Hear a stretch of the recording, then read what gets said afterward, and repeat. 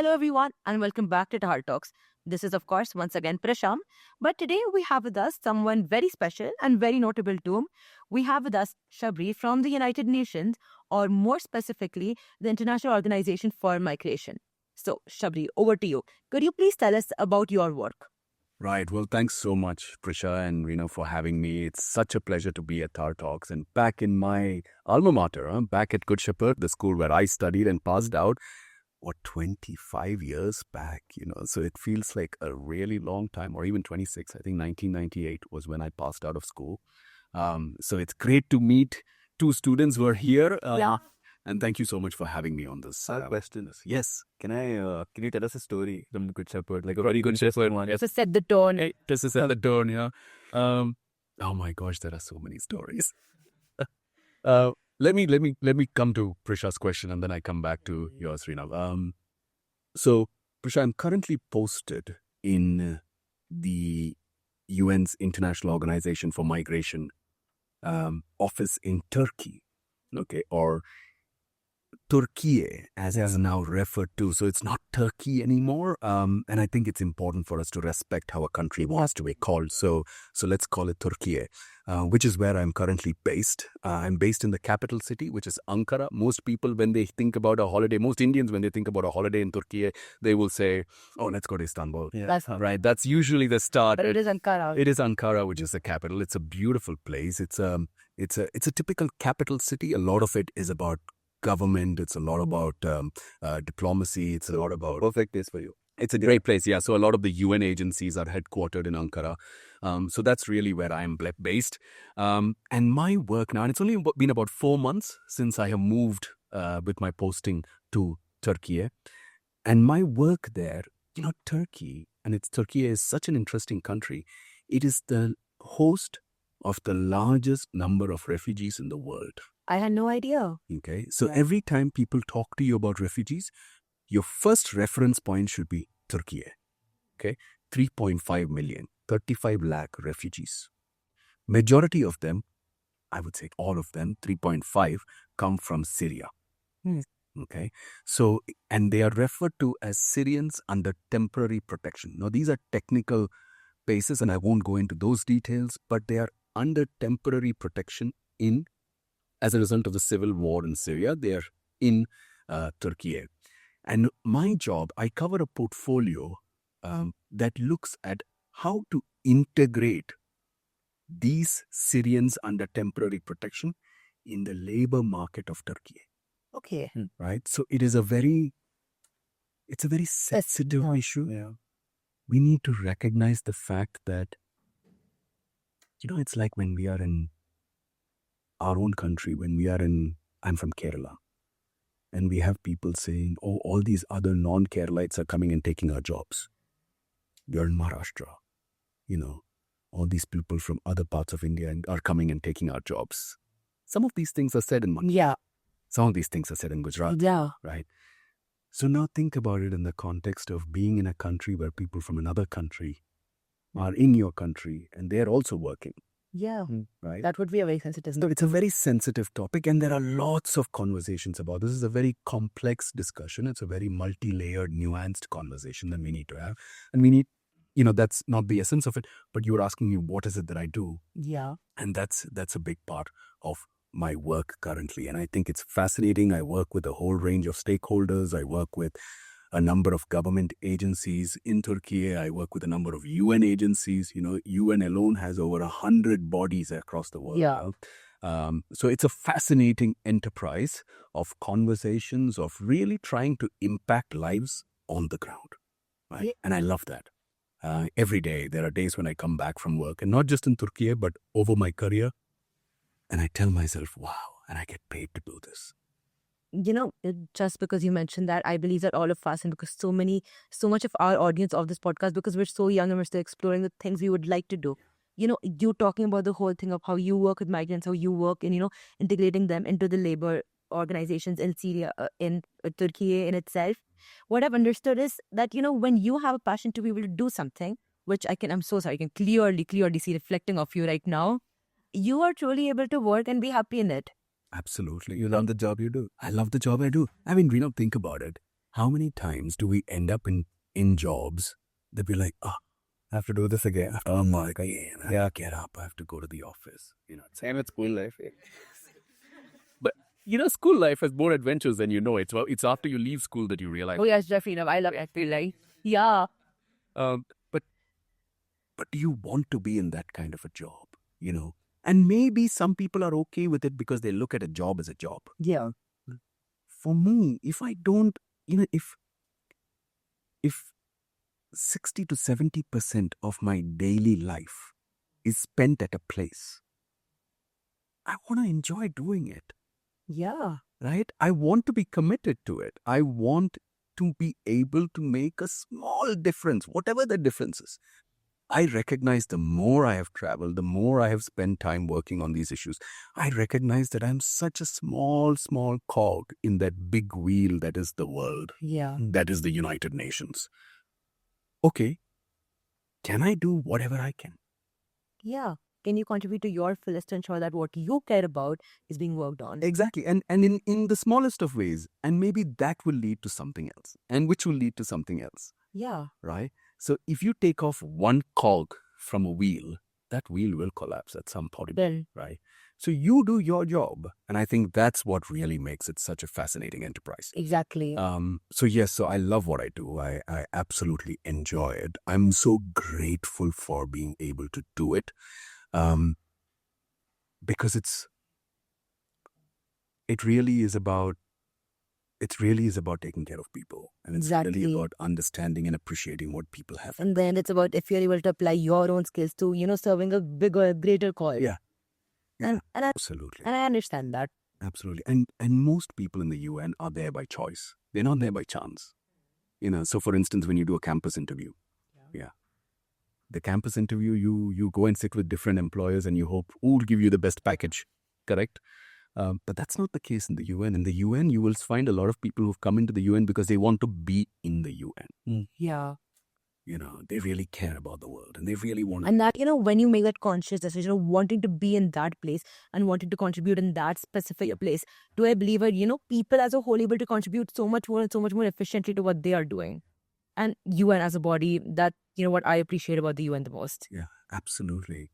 I mean, this goes back to the question because a lot of what I am today and how I feel about my work is actually attributable to my time here at Good Shepherd. Did you have MSMEs? We did. We did. That's sad. So you have to recognize the fact that I didn't come from a world of model UNs. Yeah. It was only after I got into university that I did model UN. I think I was in my 25, 26 when I first did my first MUN. But that was at university. As a 16, 17, 18 years old, and you're already doing MUNs. I mean, there was somebody who was 15 years old, at Exactly. 9th grade onwards. Oh, we have so many chairs for 30. 14 or 13, that's amazing. I mean, look at the way you have to research about the world at such a young Exactly. age and be able to present it and talk about it and build alliances and be able to make friends and say, hey, I disagree with you and I agree. Exactly. To, have that opportunity to look at so many different opinions and then make a correct opinion and know how you feel about it. Isn't that amazing? I love modular nations because I was as I was walking with Ridan, who I hope your viewers and your audience will get to meet at some point, who I've become a big fan of Ridan now. But, a little thing along the lines of, where we were talking to each other about this, and I was saying, I love to see how you envision the world. I love the fact that US and China are getting together. WT traveled in your committee. So I love the fact that they're getting together and they're saying, hey, we need to be friends and we need to get this done. Wouldn't that be an amazing world to live in? exactly. And- Yesterday, there was a committee that I think I was in DISEC, okay? And in DISEC, there is a block which has India and Pakistan, okay? So the Canadian delegate raised the point about India and Pakistan, how can you be in the same block? Do you even agree with each other? And the Indian delegate went, yeah, we do. I mean, absolutely. Isn't that wonderful? Isn't that an amazing world to live in? Exactly. Right? And I think that's what the school is about, and that's what you guys really come with. I mean, coming back to your question about a story from school, I don't have the stories necessarily that you may have. I mean, when did you come to school? 8th grade, 8th grade, Fourth year. This is your fourth year. This is your 4th year, and Fifth year. 5th year. I joined in my 11th grade We were the first batch of 12 standards.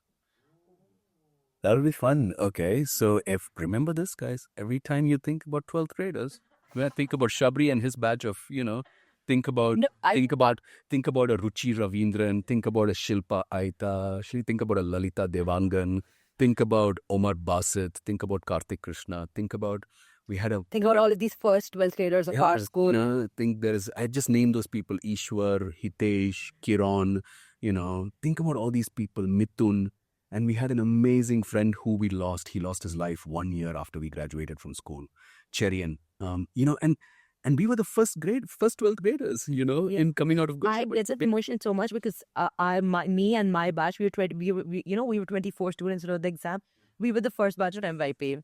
So now any of the other MYP kids in schools, they come to us and they're like, yeah, please tell us what to do. And we're like, yeah, we're the first batch. No, it is amazing, right? And I think those are important perspectives, right? It's good for you to know how did 12th start here and what were the first batch of 12 standards like in this school? Because this is the history of our school. That's right. And it's so important to know this. That's right. Because, yeah, when we're in months, when we're, looking at our UN committee, we focus on history, so much history of countries, history of relations. And to know how this impacts in our own school, the first 12th grade batch, the first MYP batch, it is so good to know all of this. It's like we said in an intro episode, if you don't know your past or present, you cannot go to the beyond. Yeah, I like that. I really like that. And I think to an extent, that is exactly the kind of a conversation you will take into international relations. There is no understanding of how to craft a future for the world if you don't know where you've come from. Okay? History is such an important perspective, but I also believe that history is sometimes written by men.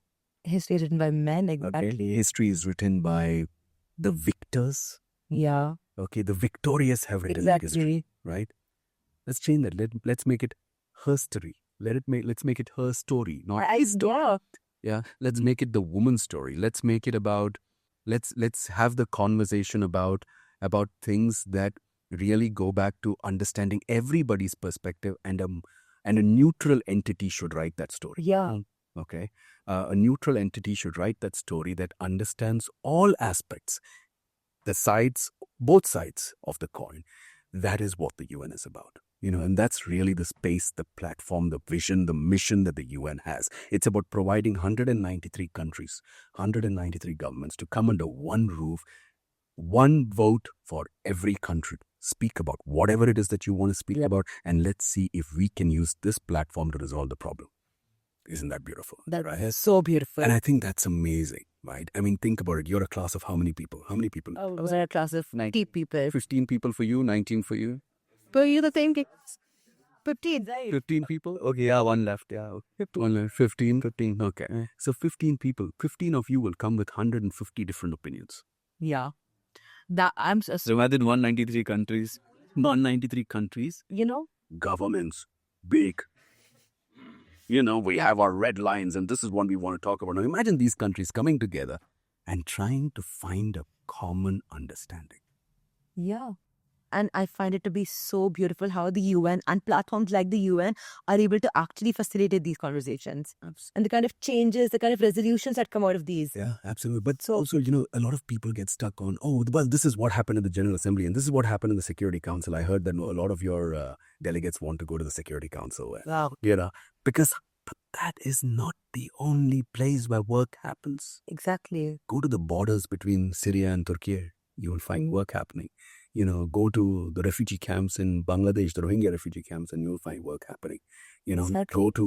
Go to Chhattisgarh and go to northeast of India or go to other parts of India, and you will find vaccination drives and vaccination for polio or polio's. There was a reason why polio was eradicated because the government of India did such amazing work, but there was also a lot of UN work on that.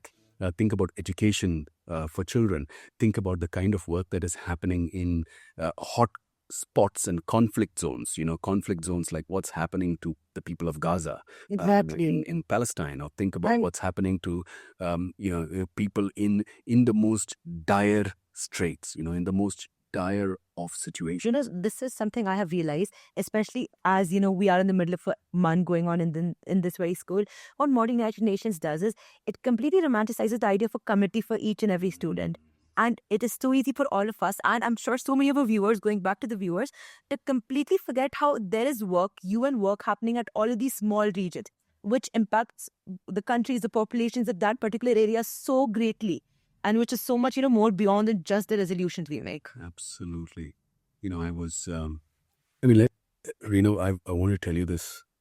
Do we still have a massive competition between Good Shepherd and Lawrence School? Yep. Yes, it's still Never dies. We know to talk about Yeah. It's a healthy it competition. is healthy going. it. So in 1997, I was in my 11th grade. We got independence when? 1947. 1947. So 1997 was how many years? 50, exactly. Yes. 50th. So on the 50th year of India's independence, there was an inter-school debate competition in Lawrence. Okay. So we were our school team was basically myself and Omar Bassett, who was Omar is my classmate. Omar Springhouse, I'm Autumn House. Pouring it up on life. You're up. Omar, you're missed, my friend. But anyway, so Omar and we end up at Lawrence School Lovedale's amazingly beautiful auditorium. Have you been to their Yeah, auditorium? I have. I love it. You've got to give it. I mean, there's a lot of history there. Yeah. So we are at Lawrence Auditorium. This is a memory from school that really comes back to me, to the question. So the topic of the debate for the 50th anniversary of India's independence, inter-school debate at Lawrence School Lovedale is, but for the British, India would not have been a nation. Omar Bassett speaking for the topic and Shabari Nair speaking against the topic. And in my debate, in my speech, I had a reference to Mahmud of Ghazni. Mahmud of Ghazni, if you read the history on it, has invaded India 17 times. Now you would think, are we fools to let somebody invade us 17 times? I was thinking, like 17 times. So look at the history on it. Mahmud of Ghazni invaded India 17 times. Something like that to that number. So I mentioned this, we were such a rich country and we were invaded 17 times. You know what debate competition? Yeah. And So I'm saying this and should I mention the name of the Lawrence student? No. But I absolutely respect him. He was an amazing debater by the name Anirudh. I forget his Hindi last name. And it's a Bishop guy. you cannot mention that. You cannot. So Anirudh, I think it was Anirudh Gopalakrishnan. I forget his last name, but it's Anirudh, I think. And Anirudh, an amazing debater from Lawrence, in the rebuttal session, comes up and he goes, Shabari, you said our friend from Good Shepherd said that India was invaded by Mahmud of Ghazni 17 times, and this was before the British. Yeah. Says clearly we were not meant to last as a country. The British made us that. That's how he was coming at me. And I said, and I thought about it for a while and I said, it's because we are very hospitable people. All right. Yeah. Because Mahmud of Ghazni, out of the 17 times, about 15 times he didn't come as a foe, he came as a friend. Okay. And when he came, we opened our doors and said, please come, sit. Let's offer you something to eat. Yeah. And he said, trying to invade. Yeah. Right. But that's it. For me, it's that story that really resonated with me. But it's exactly like, imagine an auditorium at Lawrence School Lovedale, entire auditorium breaking into cheers because I said that's because Indians are hospitable people. Yeah. Right? I must ask, what was the conclusion of the debate?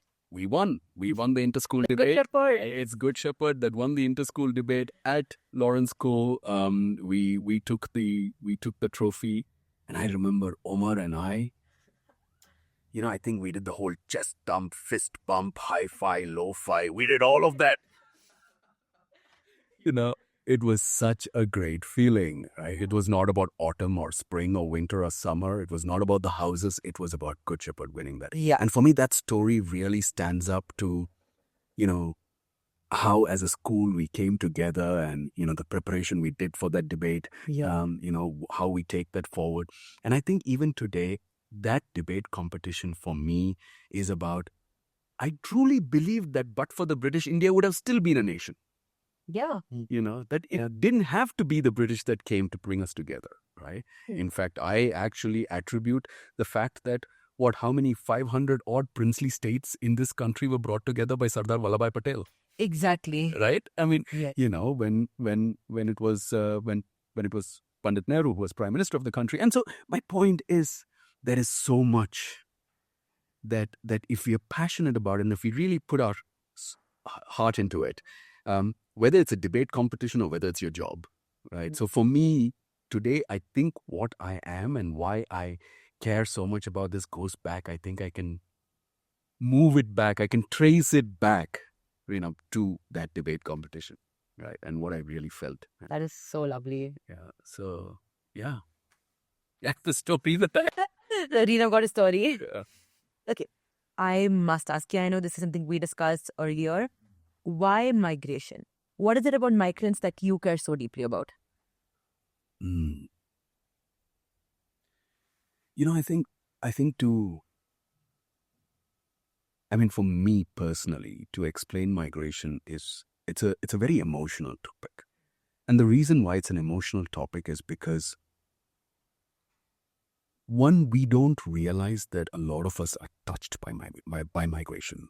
We somehow think that is our life. I mean, Reena, when we were talking about it earlier, you mentioned, I'm a Mumbaikar, but I don't think we come from Mumbai, right? This is a push for you. So you see, I grew up in Doha, in Qatar, in the Gulf. My father went there in 1975 as a stenographer. Okay. My father's only studied up to 10th grade. So he's not a very, his achievements are not based on education qualifications. His achievements is purely based on his experience. Yeah. Right. And so you talk about somebody like that, and you talk about my dad and the kind of struggles he's had. My father went, I think at the age of 15 or 16, he went to Bombay. Yeah. He had just finished his 10th. His older brother was working in Mumbai, that time Bombay. Went to Bombay and started working as a timekeeper. Okay, in a factory where his job was to keep time of what time people are coming in, what time people are leaving. That was my father's first job. Now, for someone like that, who went to Bombay from Kerala, can you imagine the Malayalis thinking, if you have any Malayalis in the viewership or who are listening to this, they're going, how is this Hindi? Because the South Indian Hindi sucks. This is not the case for everybody, but certainly. Yeah. So my father asked his older brother, Bhai, if somebody asks me anything, what do I say? If somebody comes and approaches me and speaks to me in Hindi or Marathi, what do I say? He said 2 words, Malum nahi. Anybody asks you anything, you say Malum nahi. Okay, so my dad was traveling, I think, from one end of Bombay to the other end. He started in, I think, Virar. He says he's the Asli Virar ka chokra. Govinda came only after that. And then he would travel from Virar, I think, to wherever he was going to, and then I think they moved to Chakkala and Andheri. He would say that he was always the guy who would hang off the Mumbai local. Okay, have you taken a local train? Yeah, better say yes, Reno. In a country out enough. Yeah.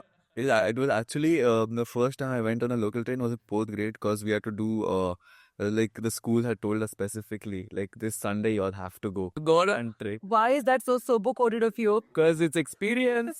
It's sober coded. But don't do that. No, it's not South Bombay. Exactly, I'm not out of there. Being South Bombay is an emotion. It's not about where you live.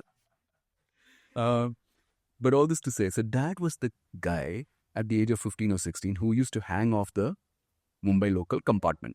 Okay. And at every stop, somebody would ask him, "Hey, utarne ka hai kya?"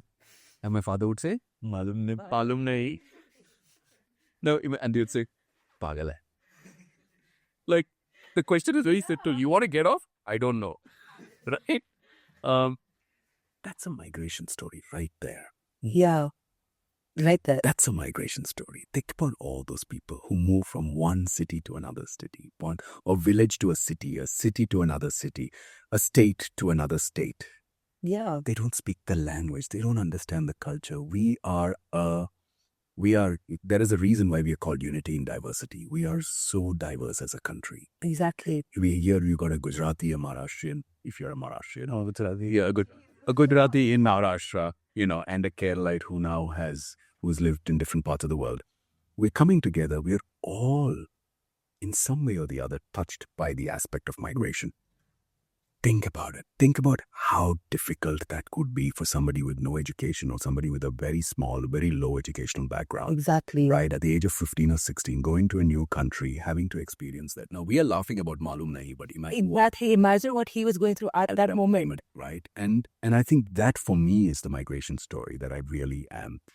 So for instance, when Dad was working in the Gulf in Qatar, I know that Dad has had some very, very difficult moments, very difficult periods, when he didn't know. I mean, Mom and I joined him only when I was 6 years old. For about 7 years, my parents were separated. After they met, they couldn't live together. So you see, all of this, and then there are days I would tell my dad, now, in the last few years, I have asked him, Dad, hey, has when you worked, could you ever stand up for your rights and say, no, I will not sit beyond 8 o'clock, or I will not work, 15, 16-hour days, or I have to get paid on time, or, work, my contract says this, or I want to bring my family and my family should be with me. And, I say, have you ever stood up for your rights? And my father will say, if I stood up for my rights then, you wouldn't be standing up for those rights now. That makes you think. Right. And it's interesting because you start thinking that the work that our parents have done for us, today we are reaping the dividends of the hard work that they have done. Yeah. Right. I mean, we are in one of the most premier institutions in India. Sitting here at Good Shepherd, you look at any list of the top residential schools in India. Not sure where you'll find it. Either 1, 2, or in the top 5, but my point is Good Shepherd is there. Right. That's special. I mean, how many schools can afford to have a podcast set it like this? And we're so grateful for it. But then again, how are we here? It's because of our parents. Like my mom, for example, she lives in Gujarat now. That is not where she grew up. She was born in Delhi. She grew up in Delhi and then she moved to Gujarat. And, this is the one incident because we've been discussing this. In Delhi, for those who don't know, it is on Republic Day they fly kites. Oh, really? Yeah. Interesting. But wait, sorry, Independence Day. Independence Day. I stand corrected. Independence Day is when they fly kites. But in Gujarati, only fly kites in Uttarayan and Makar Sankranti. So when my mom came and she got married, she was like, what? No kite flying on Independence Day? But she was happy later when she could fly. Right? That's fascinating. And I've lived in Delhi for 3.5 years, never really observed that. Thanks for enlightening me about it. But that's it. I mean, that is the migration story that we need to talk about, right? Because that's what makes it fascinating. And so that is really what got me into saying, I want to work on migration. I care about this topic. I care about the people who are touched by migration. And I want to work on these issues. Because you know why? Migration is such a sensitive issue. Migration is not just about people moving. Migration is about two cultures meeting. Migration is about two languages meeting. Okay? Migration is about two very different types of thinking coming together, right? Now, why do they say that in certain countries like the United States, it's a melting pot? Take for instance, New York, the Big Apple. It's a melting pot. It's a melting pot because you find people from across the world living there and they call themselves New Yorkers, or they're Americans, right? And I think that's special. I mean, go to Mumbai, my father would say those were the days when all roads in India led to Bombay. And it's true. I feel like, especially if we were to compare any Indian city with New York, it would be Bombay. Yeah. When you go to Bombay, you will find someone from every single place there. Exactly. And that's what's special. And that's really, Prashar, to your question, that's really what got me into migration because I was affected by it. I've seen my father's and my mother's journey. I've heard their stories about it. I've heard my father's stories about it. And it was so important for me to then be able to use it, But all this to say, I didn't really start off like this because my parents wanted me to do engineering. I studied to be an engineer. I studied engineering is how many years degree? 4 years degree. I studied it for 5 years and at the end of my 5th year, I quit. Okay, I quit engineering. And so at the age of 23, all I had was a 12th standard certificate. Right now, coming from the society that we come from, oh my God, at the age of 23, all he has, I mean, the rest, what would the society think? You should have a degree and shop. Forget a degree and a job and children. I was not even close to going into university. Because I was like, at 23 now, who's going to take me? Yeah.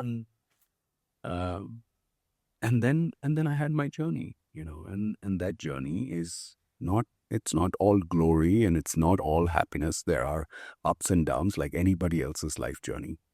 This is something I'm so curious about. How does one end up at the United Nations? Right. So look, I took some very strategic decisions early on. One was at 23, I was very clear I wanted to work on international relations. So that's the first thing. Those are the first kind of things you got to clarify within yourself. Saying, okay, what am I going to do? Am I going to... What's the ultimate theme? Exactly, yeah. Like Reena sits goes, all right, what do you want to do, Reena? Architecture, currently. Okay, currently, I like that. Yeah. And that architecture could become okay, you would say when you finish, you've got one more year at school, you finish school and you say, you know what, maybe I'll continue architecture. You do architecture. As you get into architecture, because architecture is a 5 years degree. Yeah. You finish architecture and you're like, you know what? I'm sure. No. And maybe you're thinking, hey, you know what? I'm passing through slums every day and maybe I'll start looking at slums and design of slums. Yeah. Okay. And then you say, hey, you know what? Maybe I want to get into urban design. Okay. And maybe let me see if I can work with the state government of Maharashtra and see how I can build more parks. In the process of building parks, you say, hey, to build a park, I need to move all of these people from this place to another place. Because that's the only way I'm going to be able to build a park there. Oh my gosh, now if I'm going to move people around, they're going to be displaced. Yeah. These are poor people. If I'm going to be moving these poor people to another part of the state or the city, what am I going to do for them? So how am I going to relocate them? So then suddenly you will start saying, hey, there is a UN organization called UN Habitat. And suddenly the architect in you will say, maybe I can join the UN. Yeah. You get what I'm trying to say? I do. Yeah. Because that particular UN organization is about urban planning. It's about urban designs. It's about looking at even human rights situation in the context of those who've been displaced. Yeah. Okay. It's about land. It's about structures, right? It's about habitat. It's literally that. Yeah. So think about how now I've just been able to locate you as an architect or as an ambition to be an architect, and how I've been able to locate you within the United Nations. Right? And that's really the story for me as well. I wanted to be a journalist. I wanted to be a war correspondent. Okay? So I wanted to report from hotspots. I grew up in the Gulf, in Doha, where we saw the Gulf War. Right? Not there are many debates about this, but there is one Gulf War, which is the Iran-Iraq War. That is the late, but that's not a Gulf War necessarily because they are not both Gulf countries. The first Gulf War was when Iraq invaded Kuwait. Yeah. Okay, that was in 1991. And so I grew up then watching news, and the only thing that came on news was CNN. Okay, and on CNN, all that you heard of or all that you saw was breaking news. Okay, now you see it every somebody decides to take a yawn. Breaking news and it. Now everything is breaking news, right? But those days it was breaking news, and it was CNN, right? Watching it on CNN, going breaking news. This was fantastic. I was in front of the television the entire time watching the news, and I wanted to be that war correspondent. Yeah. Because I was like, wow, this is amazing. I mean, you're going in, and so really, as a 11-year-old boy, that's all really that I could understand. Yeah. But that then translated to, but to be a war correspondent, I have to know the world, right? So therefore, it became about the world, and it became about international relations. From international relations, it was about, I realized the more and more I sat in different conversations, I realized that my innate personality, who I am as a person, as an individual, is the guy who always says, guys, it's okay, let's sit and talk about this. Yeah. Right? I realized, wait, there is an organization that does that. It's the United Nations. So has United Nations, yeah. Yeah. So let me go to Geneva and study there because Geneva is the hub of the UN. Yeah. Right. So I went to the Geneva School of Diplomacy, did my master's in international relations. So to remind you guys again, I quit my engineering, was a failed engineer, quit engineering, went to do my bachelor's in journalism and international relations because at the time I wanted to be a war correspondent. That was in Australia.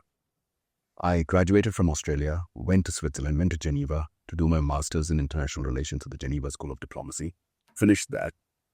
And just as I finished that, I started working with my professor. Even before I finished, as I was in university doing my master's, I was working with my professor by the name Curtis Dobler. He is an international human rights lawyer, right? And he was one of the only 12 lawyers, an American lawyer, one of the only American lawyers in the team that defended Saddam Hussein. Okay. His way of thinking about it was everybody should have equal opportunity in front of the law. Yes. There is a prosecuting team and there is a defense team. Yes. Right? If you have committed a crime, that should be proved in a court of law. Yeah. And you have the right to defense, to be defended. Yeah. Right? Yeah. And that was the person I worked with. And I worked with him and he really gave me a solid foundation in the understanding and the nuances of international human rights law. Right? So you study with someone like him, you work with someone like him. And then I got an opportunity to join, but what's at the back of my head? Migration. How do I bring migration back to the table? And how do I use migration, And here I am working on all of these issues and I'm connecting it to migration. Every story is connected to migration. And then I get a short consultancy at IOM. From IOM, I move to another international NGO. From there to another UN organization, also the High Commissioner for Human Rights. From there, I spent 7 years with the Swiss government in Swiss Foreign Affairs. I'm an Indian. Yeah. I'm an Indian national, and I was working for the Swiss government's foreign ministry, okay, with the Swiss Development Corporation, which was fantastic. 7 years, 4 years in the Swiss capital in Bern, and then they decided to post me to Bangladesh. So I'm an Indian sitting at the Swiss embassy in Bangladesh. Yeah. Anything is possible. Love international relations. Yeah. And then I finished that. And then at the end of the day, I realized, well, I can't work in the Swiss forever, in the Swiss government, because I'm not Swiss. I'm Indian. And that's when the UN came back calling. So it was the International Labour Organization that asked, hey, would you come back to us? Or would you come and join the UN and would you come back to Geneva? So I moved from Dhaka, I moved back to Geneva in Switzerland. From Geneva, they posted me to New York, where I spent some time at the UN General Assembly, came back to Geneva, and then they said, would you go to Delhi? And cover South Asia, Afghanistan to Bangladesh, sitting in Delhi. I said, great. I've never worked with the government of India. Finally, as an Indian, I get to work with the government of India, understand how the government of India works. Fantastic. 3.5 years in Delhi. And I said, you know what, maybe I need to take a break. So I took a break, which is when I decided I'm going to resign. I'm going to apply. I'll go back to university. So I went back to that university. That university? Get to name the university? But that's the thing. How do you know somebody went to Harvard? How do you know? I mean, honestly, that's the thing. I always thought that Harvard It's a people... very simple answer, but go ahead. Oh, okay. I always thought Harvard people had a vibe. They have a vibe. Yep. What's a vibe? Like a studious vibe. I always felt Harvard, no. Harvard kids don't have a studious vibe. Yeah. Harvard kids have vibe. I have a vibe. Okay, so there is. Do I have that vibe? I don't know what vibe that. No, you don't. But you... I touched it, so I don't know what that vibe is. But I'll tell you, there's a joke in Harvard. How do you know somebody went to Harvard? The question I asked you. the imposter one. No. They would tell you they went to Harvard. No, but I can tell you, you did not mention going to Harvard even once to me. No, I found out. But I think that's also a concerted effort because you don't want to be judged by the university you went to. Yeah. Again, I was privileged to go there. It was great to go there. But there are so many people who have gone to universities that don't have the Harvard name to it. And not perhaps, have done so much more than I have accomplished so much more, are much more capable, have served more people. I agree. While Harvard is clearly so impressive and I'm very impressed, I do believe the university and then is just where you get your education from. The way you apply it is up to you. Absolutely. And it's a combination of many things. I also all three of us sitting here, Yeah. we come from a background of, let's accept it. We have a comfortable life, correct? Yeah. 100%. So we can aspire to be at Harvard. Yeah. How many people have that opportunity? Yeah. I mean, think of the Chechis and Annas here. Hmm. Do you think they're thinking Harvard? Yeah. So we have that. And I think that in itself is a privilege that we need to be aware of. Of course. The very fact that we are not even gotten to Harvard, but we are aspiring to go to Harvard Yeah. is a privilege, It is. right? And that's really where I am. I think that's also an eye-opener when you get to Harvard, you know, Yeah. is you realize, it's great to be here, Yeah. but it's such an honor to be here. It's such a privilege to be here. And it is also recognition that it's not the end of the world. So it doesn't matter, I'm not telling you this based on, I went from being a failed engineer to going to Harvard. No, Yeah. right? I'm just saying it doesn't matter. I could have gone anywhere and still be able to do what I'm doing now, Exactly. right? All of your previous experiences with the UN or without Harvard. Exactly. Yeah. Howard came in after you resigned from the UN. Right. Yeah, that's right. And that's really where I am. So I think for me, it was about, I keep talking about lifelong learning. Or not but in the UN, we talk about it. In the UN, there's a conversation about lifelong learning, that you need to be able to constantly go back to learn and not go back to, but look. Exactly. Yeah. So I was talking about this yesterday with some of your 10th and 12th graders, that I had to learn new things. I had to unlearn the things that I had thought I learned or that I knew. I had to relearn new things or other things. And so there's a whole range of things that you go through in that period there. And at 42, when you go, is different from when you go in your 20s. Yeah. Yeah, when you do your first master's, it's different from when you do your second master's. Right? When you go with a lot of experience, that's different from when you go without any experience, and you'll use that degree to then get some experience. So there's a whole range of things. So that was it. And then just as I graduated, IOM offered me a position in Doha, in Qatar. So it was great. I was like, wow, I grew up in Qatar, which is where my migration story began. Yeah, and you got to go back there. Now I get to go back to Qatar and study there. Work there for the UN as a UN official with the International Organization for Migration on the issues of migrants, which is fantastic. And then from there, as of 4 months back, got this posting to Turkey, and I'm very privileged, fortunate, honored, and grateful for all these things that have come my way. And this is so fascinating to think about just the way life works. Yeah. Though how it all places. And then, getting to work with the International Organization for Migration. And then, this story really makes me think of the way your life works out, in a way where you can work towards your passion and sure you are able to help others too. Yeah, absolutely. And between all of this, there's also a personal life. Yeah. Don't forget that your personal life is as important. It is. Yeah, but again, what is your personal life? When people talk about work-life balance, I don't know what work-life balance means. And the reason I say I don't know what that means is because when I enjoy doing my work, I don't look at it as work. Exactly. I've heard people say that. So especially about running this podcast, I say this almost every episode, is very time consuming. We release an episode every week, but I love doing it. So when people are like, when do you have personal life? I'm like, this is my personal life. I love it so much. I love it. Yeah. Yeah, exactly. And that's it. So I love my work. Yeah.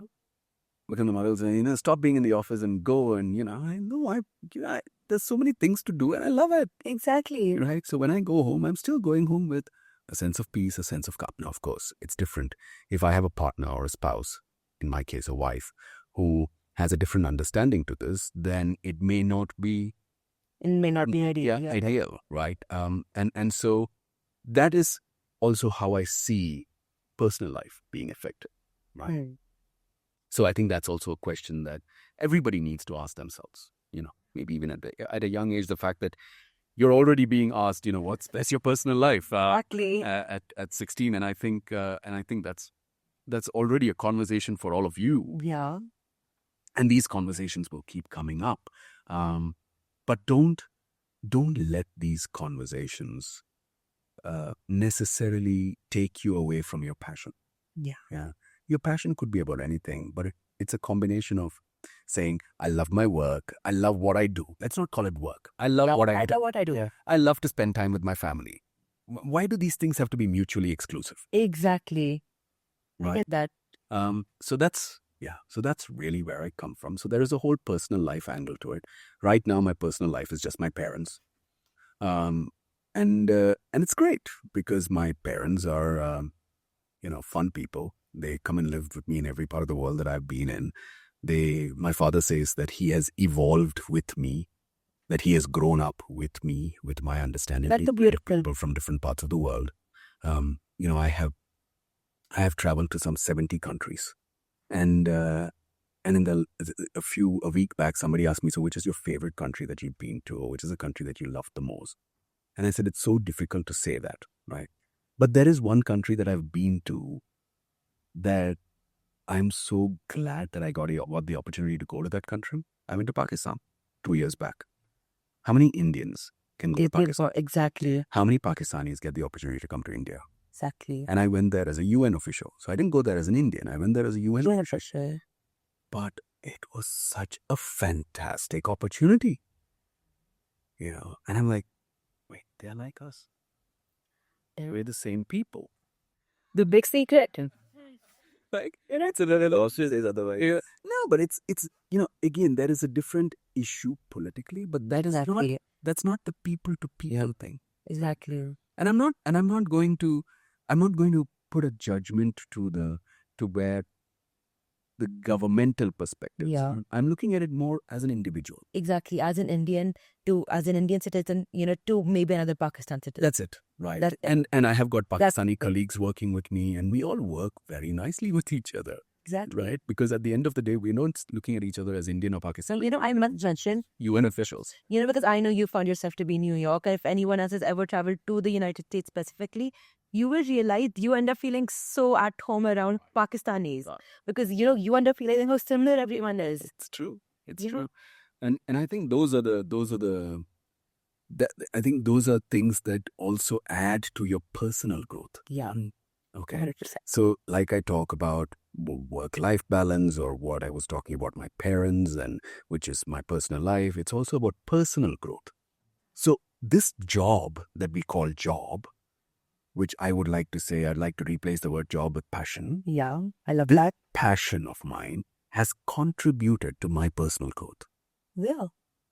Right. And I love that. I love that it's contributed to my personal growth. I love the fact that I've met different people from different countries and different cultures, and I have grown recognizing how big this world is, how complex. Imagine 70 countries. Imagine the number of people you meet each day.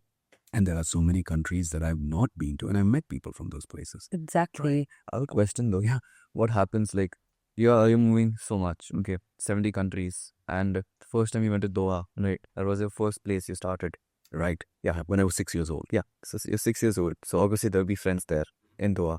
So now if you move 70 countries again and again you move, how do you still keep the bond? It's difficult. It's difficult, and that's the honest answer. Exactly. And as French, we students say la vie. Yep. This is life, Yeah. I mean, last year I got posted to Doha. I still have friends from my school days in Doha. Exactly. Right. And so we would hang out a lot with each other. We would spend time with each other. So that was an opportunity that And, we got. I must add in about moving around, even from being in a boarding school. We have friends from all over the world, all over India. I can tell you, I have friends from at least one state in India. And so it's such a nice feeling when you go to that state and wait, I have someone to hang out with already. I love that. In a way, that's how I also decide which country I need to go for a holiday next. Like, well, Who can I meet over there? where do I have my friends? And how do I go there? And I think those are part of the growing, the growth in you is Exactly. really coming from all of these interactions. Yeah. Right. So yes, but to your question, it is not easy to maintain that. I've struggled, and in some cases, I reconnected with so many of my school friends from Doha because I was posted to Doha. Not because I always kept in touch with them. Yeah. Right? Because you have a life, and That's natural. you have your problems, you have your issues, you have Exactly. So that also means that I never judge somebody who's not able to keep enjoying that, of course. But then I will reach out and they, if that person gets back, I'm like, yeah, man, where have you been? It's so good. That's a nice feeling. That is. Yeah. Yeah. So what about you guys? Well, I loved this episode. Yeah. Must be one of the most, this is one episode which I was very engaged in all throughout the conversation. Right? We spoke the least. I'm so happy about that. Good. So Rito, in that episode, I must tell you because I was so invested in everything you were saying. And as a student myself, and someone who's, I have my own passions. I have things I care about. And to get the opportunity to listen to you right now, who is in the field of working towards something you are passionate about, I am very hopeful for my future. I'm looking forward to doing something which I'm passionate about. And this is what I hope that this is what the audience gets do. And speaking to both of you, I feel hopeful for the future. I feel hopeful for the future because the future is about the youth and the future is about what you bring to the table. And it's really less, it's so much more about how you contribute, right? For me, it goes back to the story that I think I told both of you just before we came in here about how my mother would ask all these questions. I have to constantly tell my mother when I take her to meet my colleagues, it's not a parent-teacher meeting, right? It's not a parent-teacher meeting. This is just, I'm just... It's the Indian mother. It's the Indian mother, right?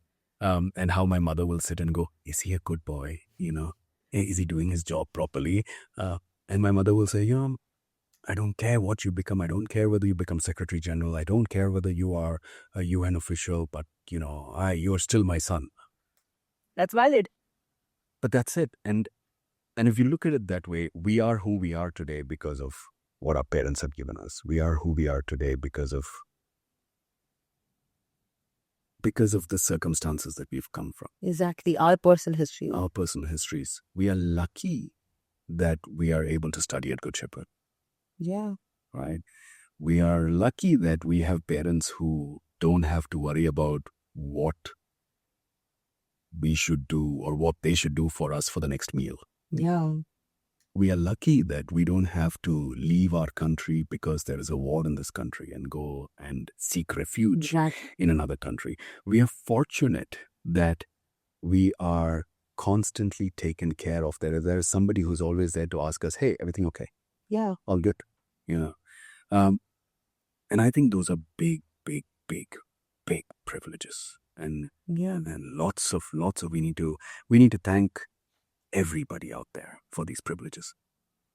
But just within us, amongst us, there are people, the so-called voiceless, nameless people, who are working in the school. And perhaps we don't necessarily interact as much with them, and we don't know their stories. And wouldn't it be great if we could all come together, and really, really thank each other for... Exactly, live up as a true community and not just in the namesake. Absolutely.